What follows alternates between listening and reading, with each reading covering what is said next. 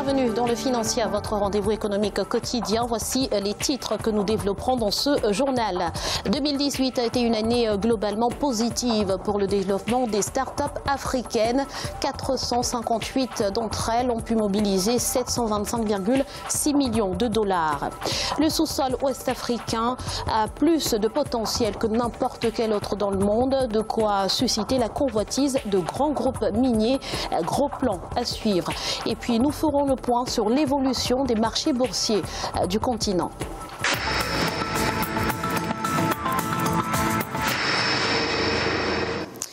Les startups africaines s'en sortent visiblement mieux en matière de mobilisation de fonds. 458 d'entre elles ont récolté au cours de l'année 2018 un montant global de 725,6 millions de dollars. Les entreprises technologiques sud-africaines, nigérianes et kenyanes concentrent à elles seules 80% de ce montant. On fait le point tout de suite avec Siamlo Victoria Sedi.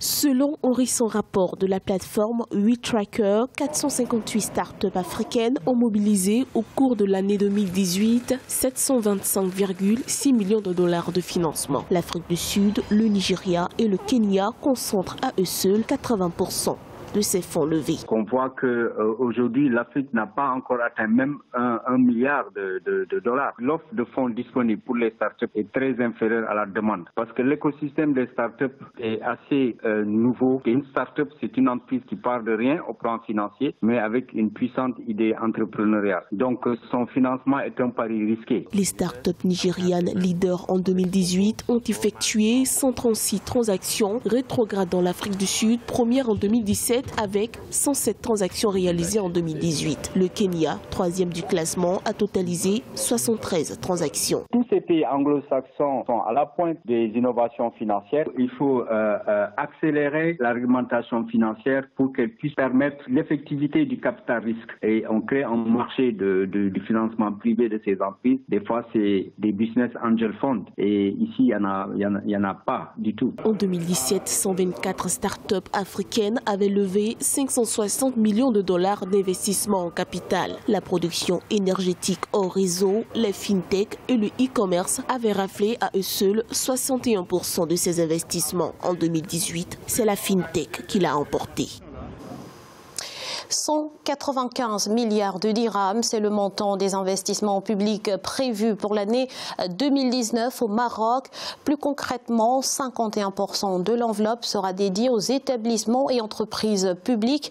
77,5 milliards de dirhams seront alloués au budget de l'État et 18,5 milliards de dirhams aux collectivités territoriales.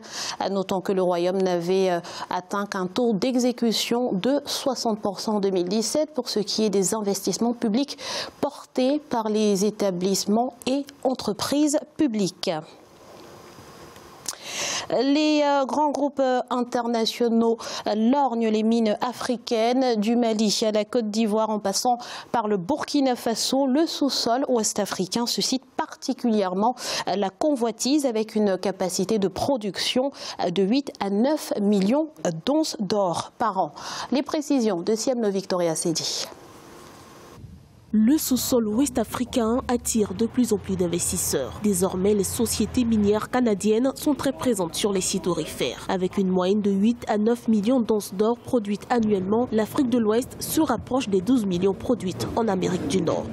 Cette région a plus de potentiel que n'importe quelle autre dans le monde. Sa géologie est semblable à celle du nord de l'Ontario, du Québec ou de l'Australie occidentale, ceinture exceptionnellement prolifique. Hormis le Ghana, deuxième producteur d'or africain derrière l'Afrique du Sud, l'on note une belle avancée d'autres États ouest-africains. Le Mali, par exemple, prévoit produire 60 tonnes d'or, soit une hausse de 21%. Au Burkina Faso, 55 tonnes sont attendues. Le Sénégal, lui, a produit 7 tonnes d'or en 2018. Ce qu'on voit en Afrique de l'Ouest, les habitudes des sociétés canadiennes tranchent un peu avec les autres sociétés, surtout les Russes et les sociétés australiennes. Le Canada a mis en place une structure, un grand médiateur qui permet à toute personne, toute communauté, tout pays qui se sent lésé par exemple par une société canadienne de déposer une plainte au niveau de cette autorité-là qui va quand même trouver une solution et qui va amener la société à réparer le tort causé. Avec une croissance record de 81% depuis 15 ans, l'Afrique de l'Ouest est devenue la 4e région région mondiale pour le métal jaune avec 8 millions d'onces produites en 2016 selon le Conseil mondial de l'or. Des analystes estiment qu'une meilleure transparence pourrait favoriser le développement socio-économique de la zone. Il fait visiblement bon d'investir au Rwanda. Les investissements directs domestiques et étrangers ont atteint le montant record de 2006 milliards de dollars en 2018 contre 1675 milliards de dollars en 2017. Vu de près, les investissements domestiques représentent 49% du total des investissements enregistrés. Arrivent ensuite les IDE estimés à 47%, puis des joint ventures réunissant des investisseurs locaux et étrangers estimés à 4%. 173 projets d'investissement ont ainsi été recensés, dont 57% ont été réalisés dans les secteurs de l'industrie, des mines et de l'agriculture. Un partenariat public et privé, c'est le modèle choisi pour la construction et l'exploitation d'une autoroute en Ouganda. Autoroute dont le coût s'élève à 1,5 milliard de dollars. Le partenaire privé qui construira et exploitera la route pendant 30 ans sera sélectionné d'ici fin 2019. 4 candidats ont d'ores et déjà soumissionné pour l'appel d'offres relatif à ce projet. Notons que le schéma de financement de ce dernier prévoit un apport de 600 millions de dollars par l'adjudicataire de l'appel d'offres, une contribution de 400 millions de dollars du gouvernement et une levée de 500 millions de dollars supplémentaires sur le marché des capitaux. L'autoroute qui s'étalera sur 95 km reliera la capitale Kampala à Jinja. Elle constitue le premier projet routier qui sera réalisé dans le cadre d'un PPP en Ouganda. Nous nous attendons à l'attribution de ce projet à l'un des soumissionnaires d'ici la fin de l'année. Il est à présent l'heure de faire un point sur l'évolution des marchés boursiers africains à la mi-journée. En Afrique australe et dans l'océan Indien, la bourse de Maurice enregistrait une hausse de 0,18%. L'indice sud-africain gagnait 0,40%. La bourse de Nairobi était en hausse de 1,11% et l'indice Gaborone gagnait 0,02%.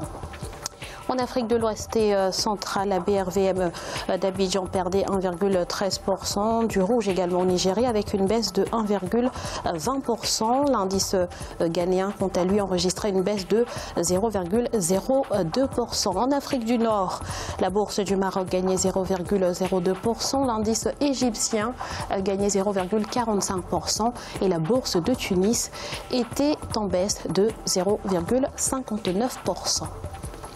C'est à présent la fin de ce Financial.